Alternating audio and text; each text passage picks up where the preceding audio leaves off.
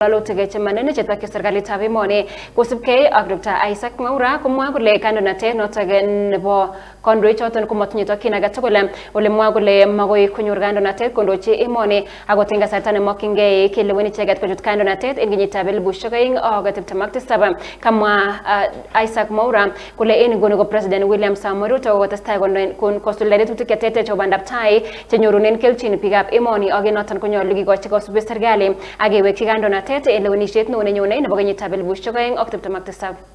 Leo hii tungependa kushughulikia mambo mawili ambayo ni ya muhimu sana katika utendakazi wa nchi hii. Tumeona viongozi kule Kirinyaga, viongozi ni wakutajika ambao wanaheshimika wakijaribu kukashifu hii serikali.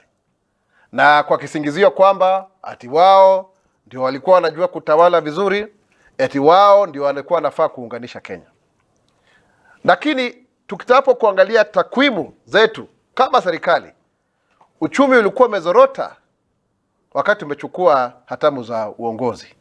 Na katika miaka mitatu, yale maendeleo ambayo Mheshimiwa William Ruto ameweza kuyafanya hayajawahi kufanyika tangu uhuru. Hakuna rais yoyote ambaye amefanya hiyo kazi. Kwa mfano, wakati wa serikali ya awamu ya 4 iliyopita, nyumba zilizokuwa zimejengwa ni 8,000 za bei nafuu. Sasa hivi tumejenga zaidi ya nyumba ya maelfu, zaidi ya nyumba 1,300 za jengwa sasa hivi, na tulikuwa tumesema nakisi ipo katika nyumba 250 kila mwaka, lakini angalau 50 zinapatikana kutokana na wawekezaji wa kibinafsi.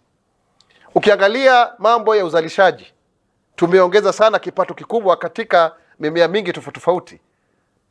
Ukiangalia kama ni mpunga, ukiangalia hata bei ya kahawa na kadhalika.